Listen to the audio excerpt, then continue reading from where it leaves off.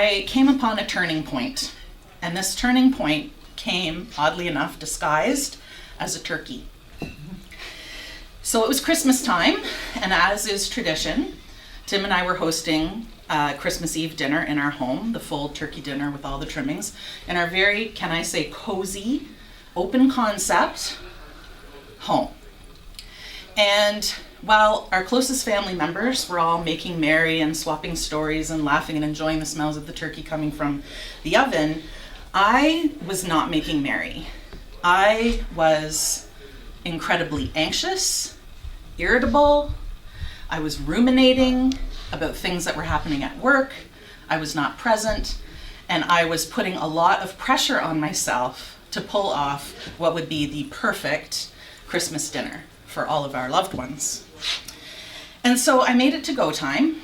I reached in and I pulled the turkey out and I put it on the island for Tim to carve, and it looked beautiful. Meanwhile, I was fussing over Tim's shoulder to make sure that the turkey was reaching my standard. And my heart sank.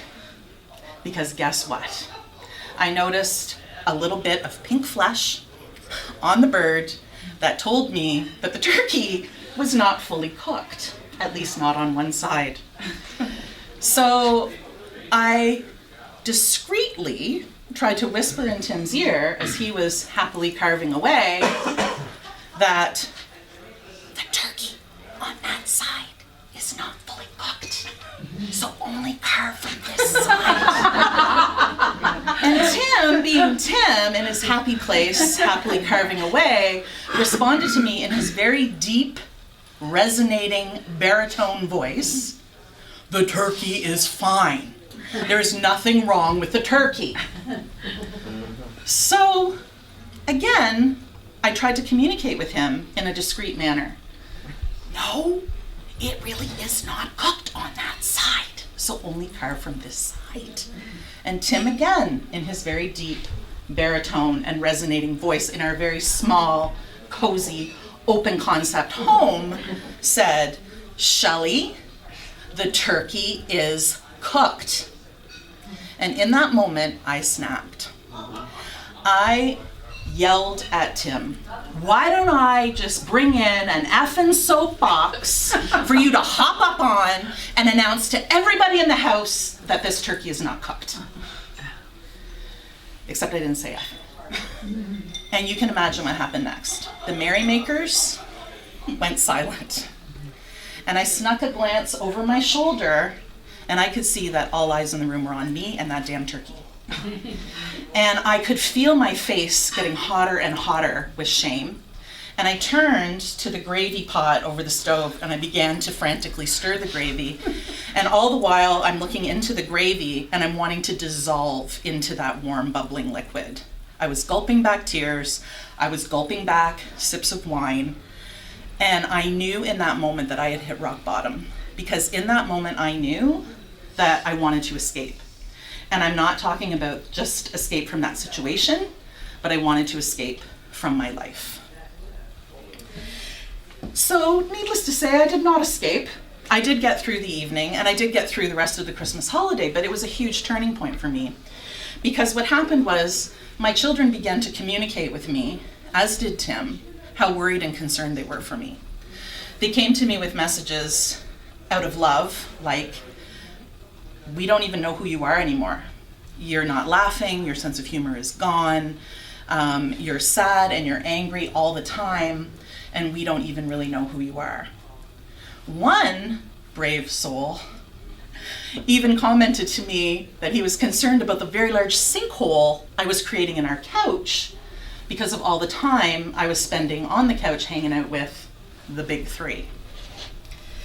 So it was at that point that I recognized that I needed to change, and that essentially, in order for a renewed version of myself to emerge, I needed to let go of certain things that were no longer working for me in my life.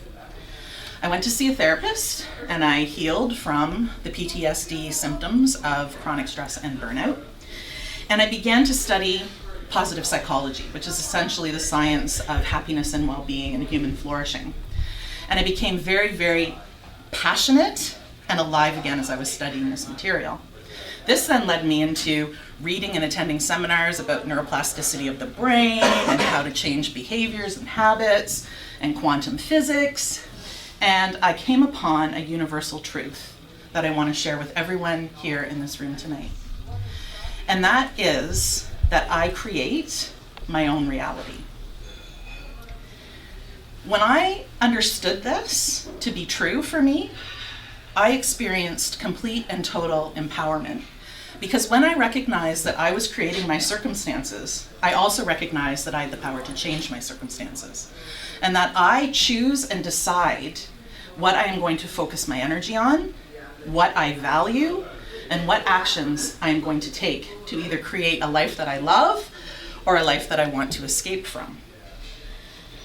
When I understood that by aligning with my own values and my strengths, I became, as I said, passionate again about my life and very excited to share all of the learning that I had experienced on that journey from victim consciousness into conscious awareness.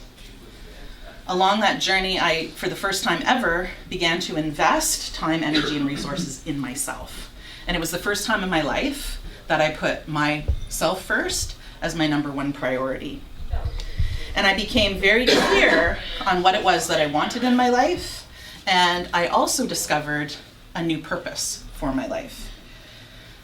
I experienced significant breakthroughs like I do not have to be perfect to be lovable, that I do not have to seek validation from external sources, that when I am in alignment and I know myself and I live according to my values, my strengths, and my purpose, that I can achieve that validation within myself and experience that love from within.